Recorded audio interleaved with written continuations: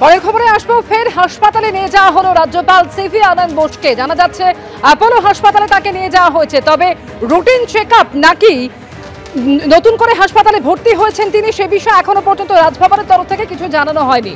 Apollo হাসপাতালে নিয়ে যাওয়া হয়েছে সিভি আনন্দ বোসকে।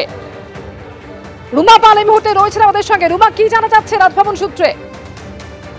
দেখো, এখনো পর্যন্ত জানা যাচ্ছে গভর্নরকে আবারও অ্যাপোলো হাসপাতালে নিয়ে যাওয়া হয়েছে এবং জানিয়ে রাখি যে রাজভবন থেকে বলা হয়েছে রুটিন চেকআপ। যদি ডাক্তাররা মনে করেন যে তাকে আবার ভর্তি নিতে হবে, সেক্ষেত্রে তাকে আবার ভর্তি করা হতে পারে, এমনটাই জানানো হচ্ছে।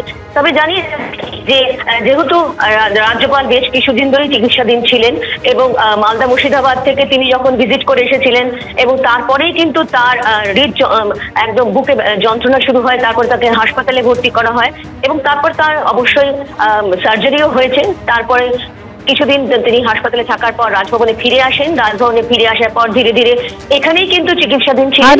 তবে আজকে আবারও নিয়ে যাওয়া হয়েছে বেসরকারি হাসপাতালে এবং সেক্ষেত্রে রাজভবন সূত্রে বলা হচ্ছে যে ডাক্তাররা যদি মনে করেন যে তাকে ভর্তি করতে হবে, অবশ্যই তাকে ভর্তি করতে হবে। কিন্তু অবশ্যই রাজভবন সূত্রে আর কি জানা যায় এই বিষয়ে অবশ্যই নজর থাকবে সেদিকে। ধন্যবাদ রুমা তোমাকে। ফ্রান্সেও পৌঁছয় সর্বদলীয় প্রতিনিধি দল। যেমনটা আপনারা জানেন যে সর্বদলীয় প্রতিনিধি দল একেবারে পাকিস্তানের মুখোশ খুলে দিতে বিভিন্ন জায়গায় ঘুরছেন। রবিশঙ্কর প্রসাদের নেতৃত্বে প্রতিনিধি দল থেকে সন্ত্রাসবাদের বিরুদ্ধে কড়া বার্তা দেন বিজেপি রাজ্যসভার সাংসদ শ্রমিক Bhattacharya.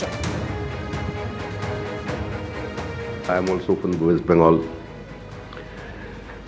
We have a border, an international porous border of more than 2,200 kilometers. Now Pakistan is desperately trying to use Bangladesh as a launchpad for terrorism, for terror attacks.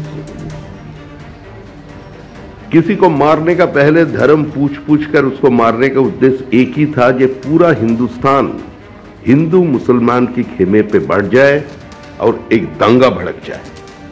लेकिन भारत की जागरूक जनता उसको नाकार कर दिया।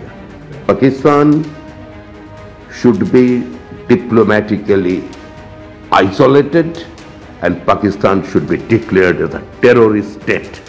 পহেলগাঁও কাণ্ডের পর গোটা বিশ্বে যাচ্ছেন প্রতিনিধি দল। ভারতের যে বার্তা সেটা পৌঁছে দিতে, পাকিস্তানের মুখোশ খুলে দিতে। জাপান, দক্ষিণ কোরিয়ার পর এবার সিঙ্গাপুরে প্রতিনিধি দল।